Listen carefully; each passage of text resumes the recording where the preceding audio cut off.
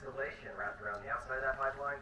What you see here is the outermost steel sheeting encasement to protect it all from the weather. Now, about half of this pipeline was constructed above ground. About half of it was placed below. It's preferred to bury it. It tended to be safer that way. As an example of it being below ground, if you turn your attention north to that big hill over there in the distance, and that's flat the ground, it's been clear cut away. That's the right-of-way easement of the pipeline. It's buried right up that hillside over there. If you haven't noticed already, it also goes right back underground over here into that fencing. Now, in instances when the pipeline is above ground, like what you see here in front of you, is an indication that it's on unstable ground, that it's on what's called permafrost. And you're going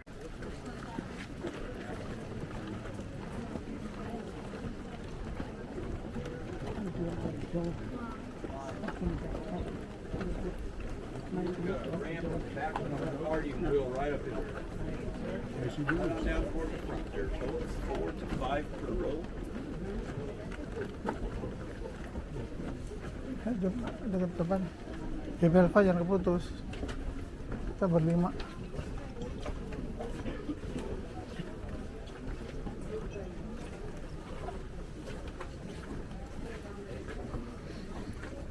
Apa paling kanan ya?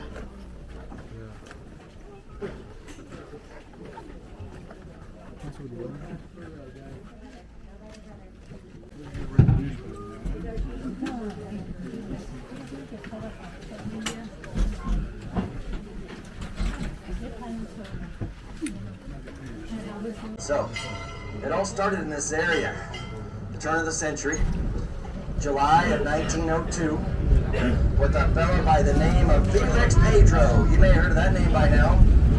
He was an Italian immigrant, a coal miner, that discovered gold on a little creek about 6 miles east of us as the raven flies, and it was that discovery that launched a massive stampede of thousands of boats coming up from the States and the Klondike, Canada, in search of that precious yellow metal.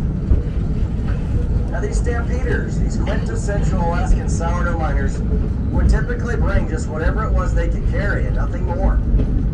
That kit would consist of a simple backpack, maybe a bedroll and a tent, a pickaxe and a shovel, a saw, a gold pan, probably a rifle or a pistol of some kind, and a horse if they were lucky, working their way through this densely forested wilderness, searching for creeks that had at least the suggestion of gold in the banks of those creeks.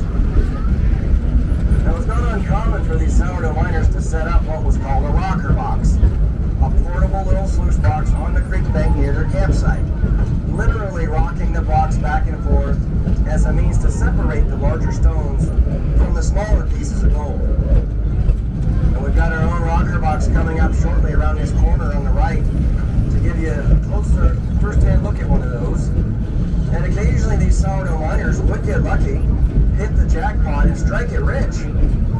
Usually, however, they would lose their shirts broke. And hence emerged the reference of the Alaskan sourdough miner as being sour in Alaska with no dough to get out. It was often much more lucrative for those independent miners to instead spend their winter times fur trapping and trading and offer their summertime services to the larger mining operations, like what we're going to show you next on the left. Now, it's important to point out, only dig in the winter times. That's for safety purposes. Again, we're talking about dealing with frozen permafrost here. If it's allowed to warm up and thaw out, it essentially just turns into a bunch of mud. And you've got a great risk of cave-ins that way. So when the summer times would come, they'd seal these shafts off to keep it nice and cool down there. They'd proceed to wash through all the material that they had excavated throughout the winters. So in the winter, at the bottom, hoist the buckets back up, run them along these cables like you see, up to that pole called the gin pole. Where eventually the buckets would catch, swivel, dump their load. They'd come coasting back down empty to bang into these logs here and be reset for the next load. But all winter long. Therefore, those piles would get really big. So they would erect new gin poles and start new piles as they needed to for more room. By the end of the winters, there were piles of gold ore everywhere. And as that warm summer weather arrived, they would thaw each one of those piles back out again so they could wash all the gold from the nuggets and the larger flakes. They didn't have the incentives, the efficiencies, the economies of scale to go after all the tiny stuff they left behind. Frozen too, permafrost. That's where these pipes came into the picture that are poking up out of the ground everywhere. These were called thaw points, set up in a big matrix, thousands of them. This is just a small sampling in this little field, set up in a big matrix. Waiters, accountants, janitors, bartenders, surveyors, engineers.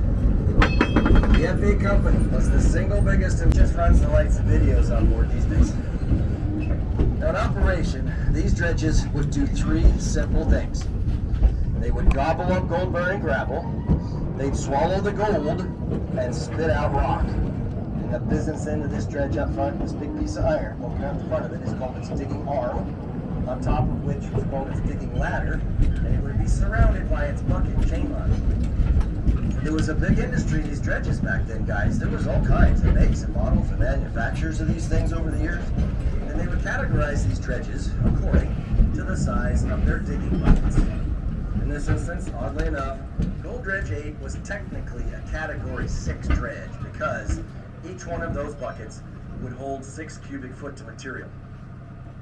A Gold Dredge 8 had 68 of these number 6 buckets in her digging line in a continuous feed, 24/7. Top speed of that bucket line was about 22 buckets a minute.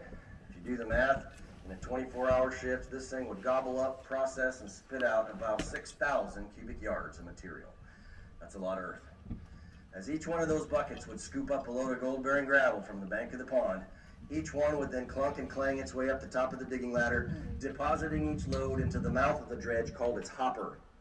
At this point, I'll pause a moment to turn your attention once more to the TV screens. I believe Josh has queued up there for us an animation that'll be looping several times to help illustrate to you what I'll be describing here next. So as that material would go into the hopper, it would then get swallowed down inside the belly of the dredge into what was called its trommel. And if you're not acquainted with a trommel, imagine it's just like the inside of your washing machine in your laundry room, but the inner basin of the washer, the part that's all perforated, full of holes.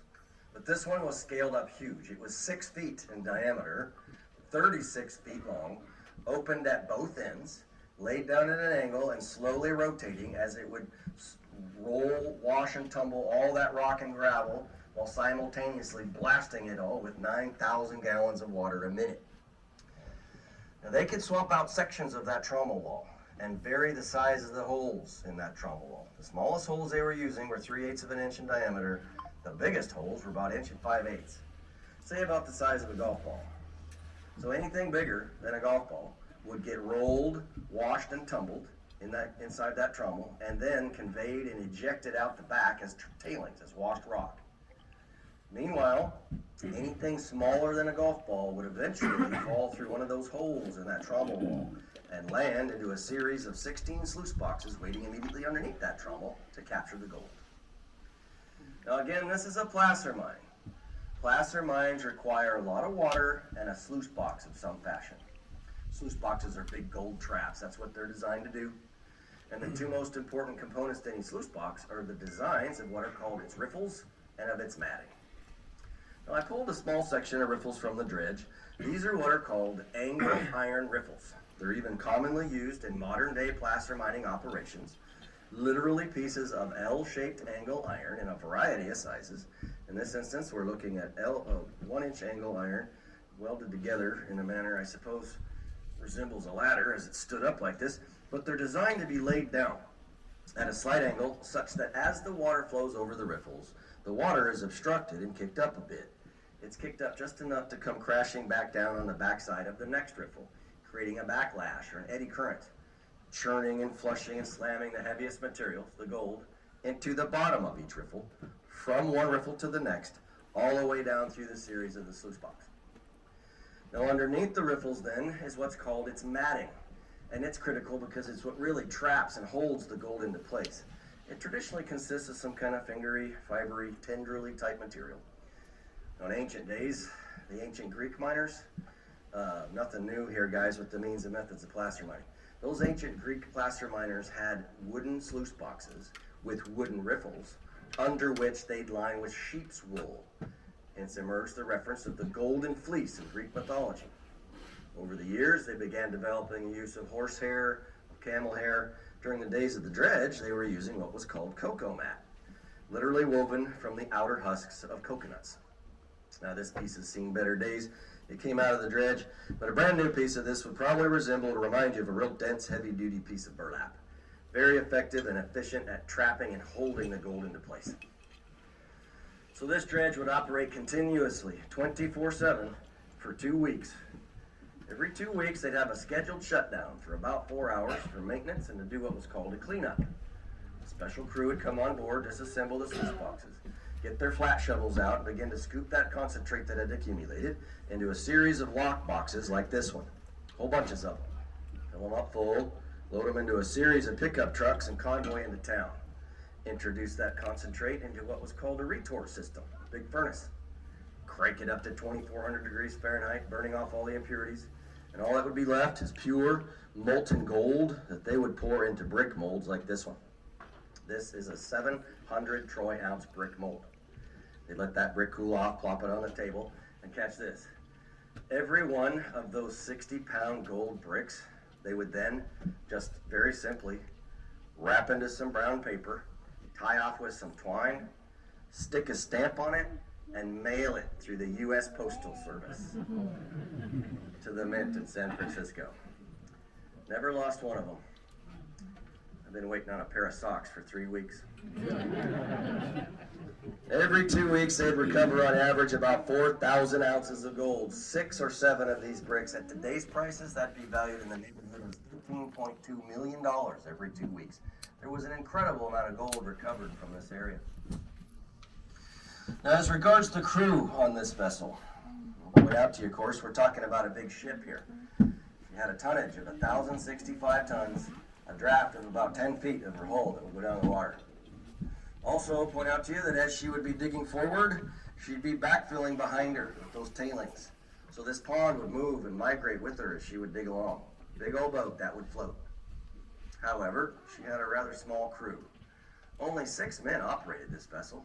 The head honcho, the captain of this ship, was called the winch man, and he was situated in this upper deck called the winch room. There where the flags are poking out. It's full of gears and levers. You'll be welcome to come on board later on and check all that out. It's pretty neat up there. He was in control of this vessel. He had a couple of assistants called deckhands or deckers, laborers, serving as his eyes and ears. One stationed up front, one in the back. Had a couple guys called the oilers, mechanics.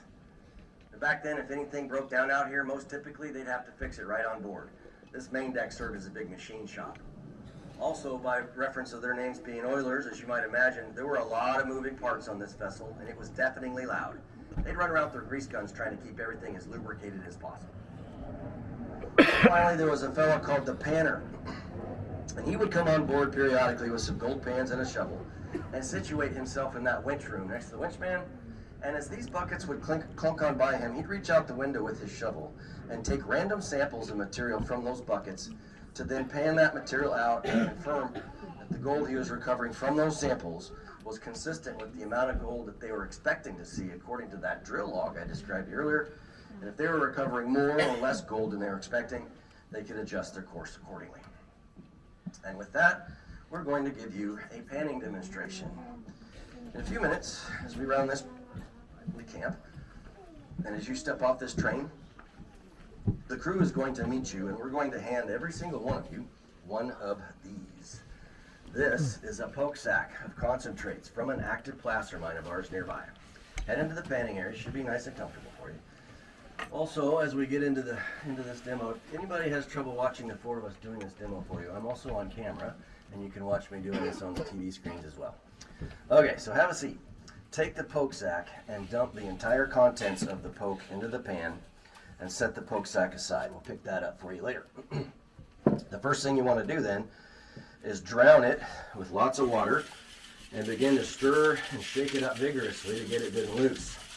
See, the water in this agitation helps create a void or a space between the sands and stones and allows that heavy gold to settle between the spaces to the bottom of the pan. That's where you want the gold to be before you pour anything out of here. So step one is lots of water and lots of shaking. Let's get after it vigorously. Want to hear the stones rattle and grind inside that pan. This is rock and roll, baby. Jerry Lee Lewis would have made the best gold pan in the world. A whole lot of shaking going on. Now next I want to introduce you to this angle. This angle is very important. I'm going to talk about this a lot. These gold pans are designed to be held and used at this angle right here. Let's call that, say, about 45 degrees. What's happening as you start off flat and level and you're shaking the pan, the gold settles to the bottom. You then introduce this angle. The gold has established itself on this bottom plane right here, and with that angle, it then forces it to slide down this plane until it intersects that bend in the pan.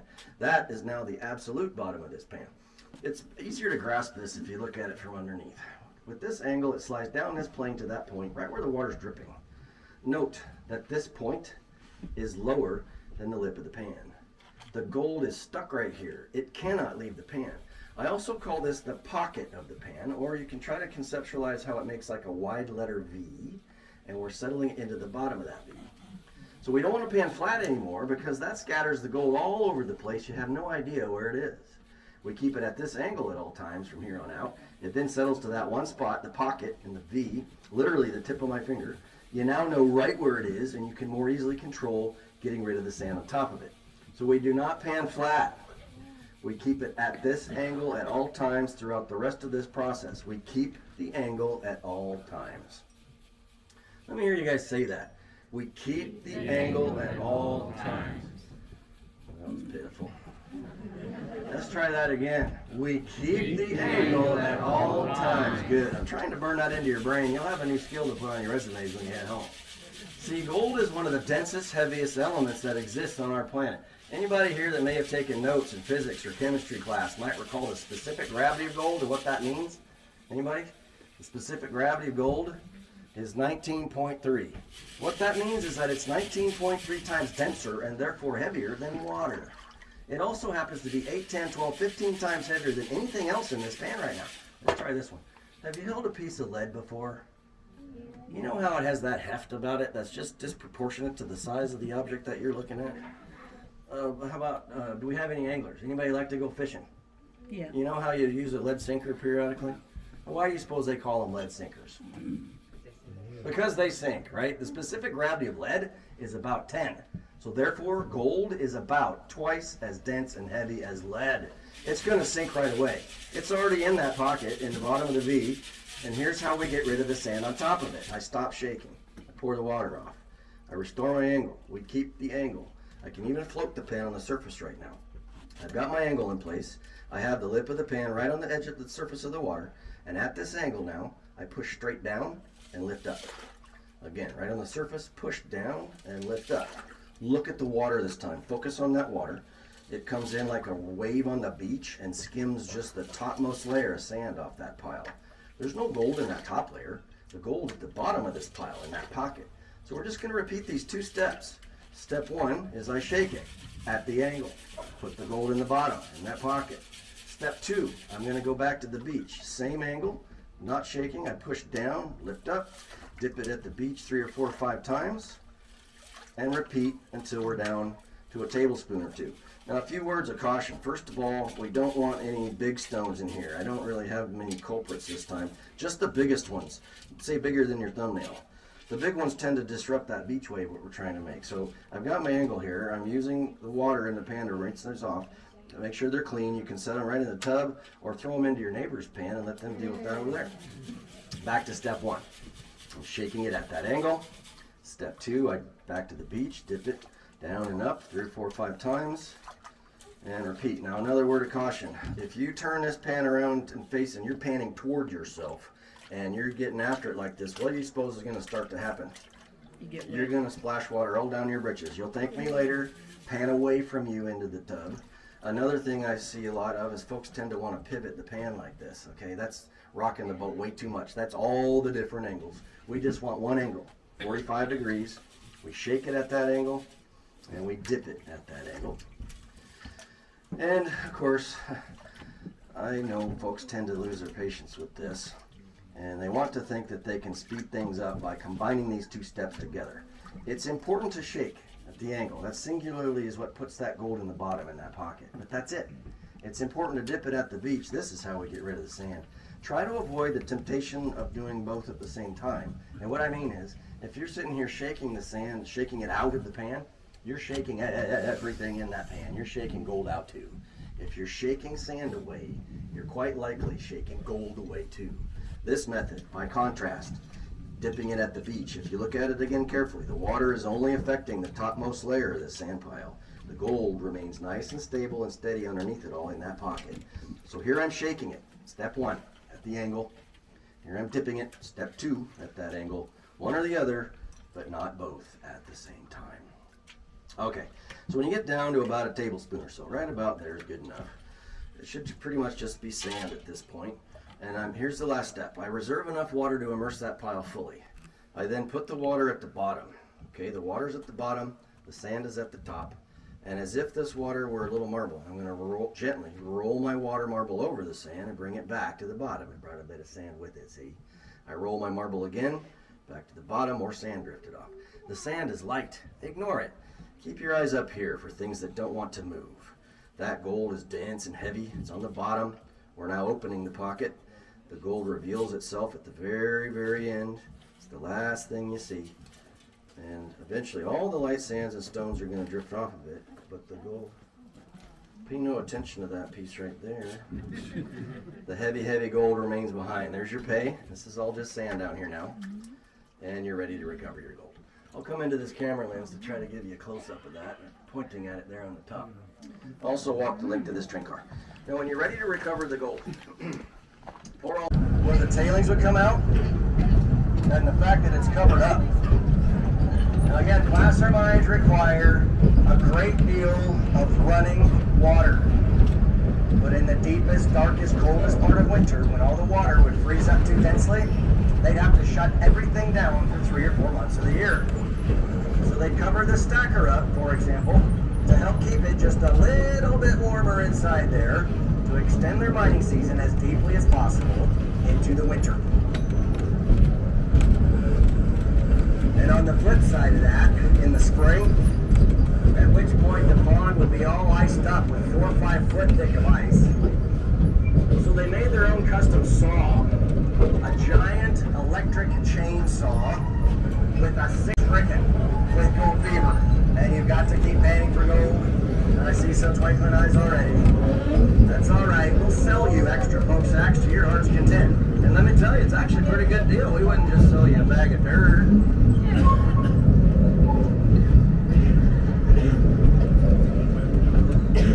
This is a reminder, you're on the Davidson train, the D train. As we pull up here, make sure you have your things together. I'm going to be now introducing you to my friend Dexter Clark. He's a longtime placer gold miner in Material, Alaska. He's going to take over coaching you through the panning process. You gotta figure it's a little bit like the old boys that are talking about chocolate. You never know what they're going to get. I can tell you when You're lucky you've got a say it on the farm. Why did you get before and after pictures of your panning adventure? Nibel. Save the best time for Berapa itu? Surgeon, engineer, driver guide, all stand ready to help you make a memory of this moment. Let's get rid of the dirt out of the gold. Now we're going to double check, make sure there's no gold over there. That's clean. And then I call this a whisper of water to move the last bit of dirt Kan udah habis. out of the gold. Nice.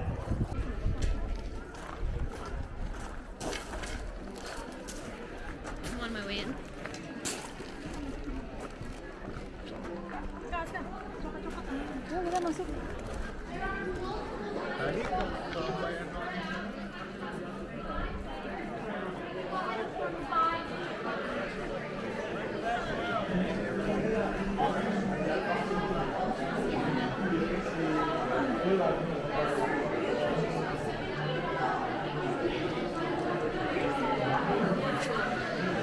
Itu kalau on the floor in front of the collection of furs.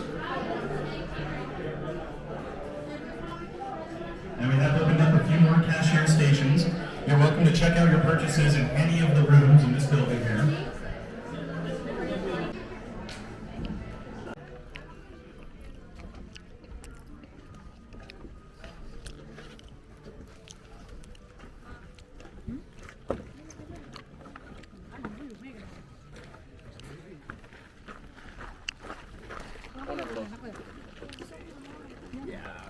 Tortas baby aja lah. Gak ada rasa kayak kering. Ya udah tadi mau beli banyak. Yang coklat enak deh. Tortas baby aja deh. Ya, dari tadi.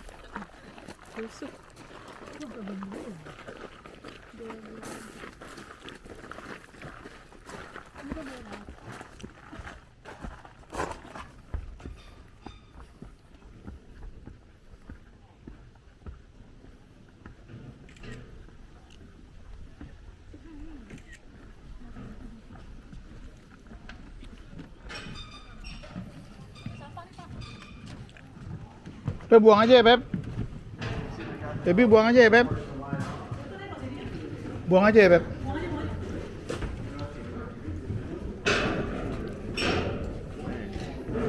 Tunggu orang pada turun, kita udah ketinggalan ya.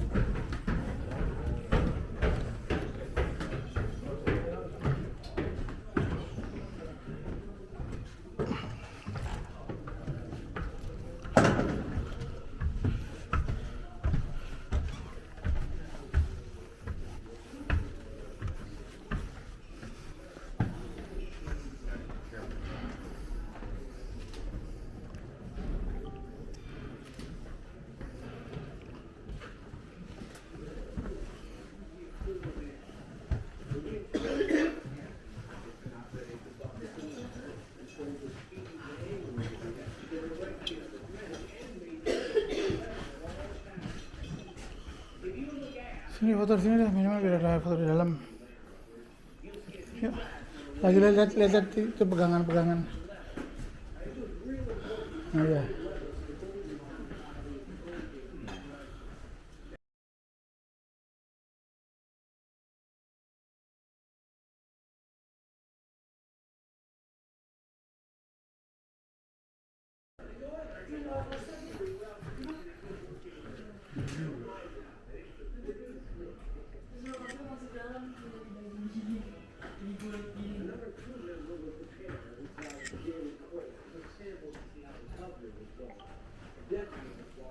Yuk turun, dah.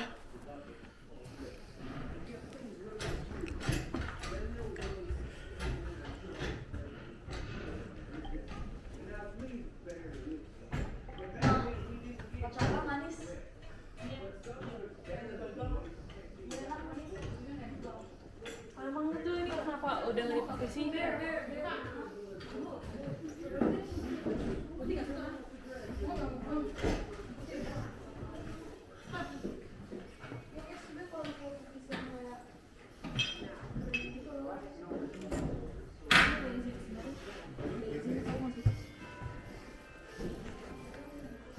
Mau apa ya? Mau buang aja nggak deh?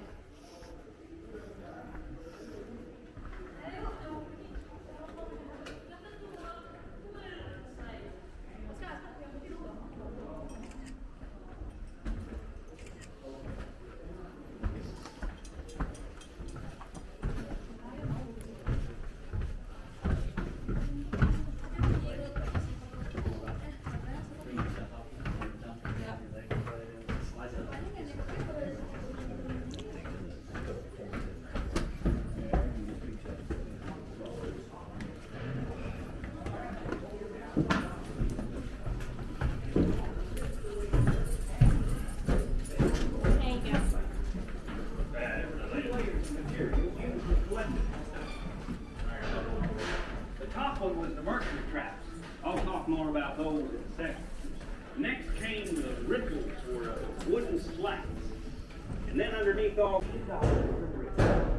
Ya sini. Satu, dua, tiga. Satu, dua, tiga. Satu, dua, tiga. Satu, dua, tiga. That's why we'll Dah. be putting you to work with a pan near the end of your tube. Somebody's got to get the work done around here. I got a natural business.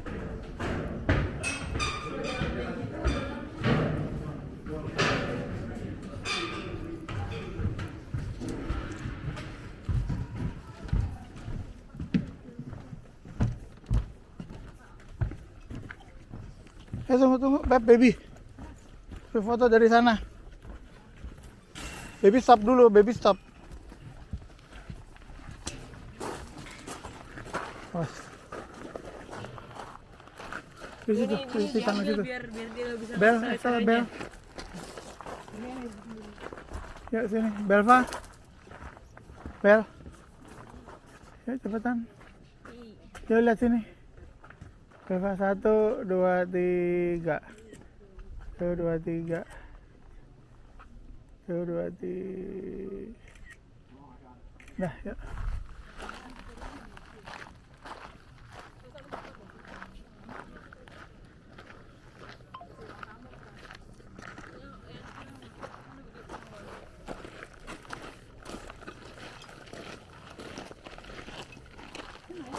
Iya, naik tangga situ.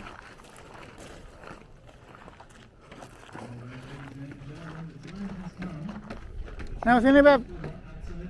Belva cepetan, Bel. Nengok sini. Ya. Cepetan, kata Belva nengok aja, nengok. Ya, Belva nutupin tuh. Oke. Belva kiri sebelah Excel. Next yuk.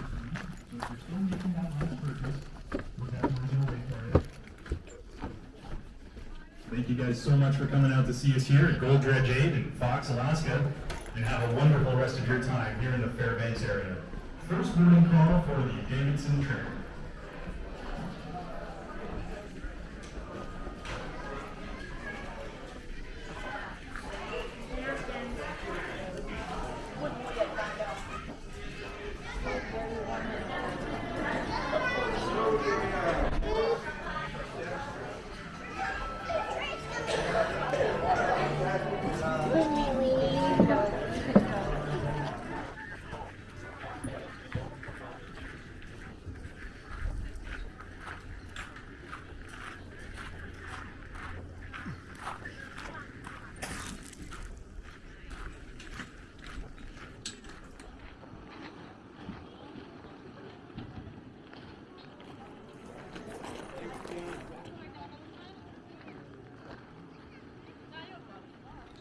Ya.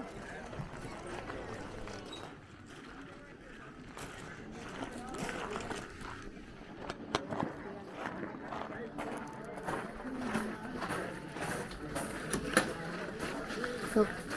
Jangan dulu, nggak panas. Ya. Sok.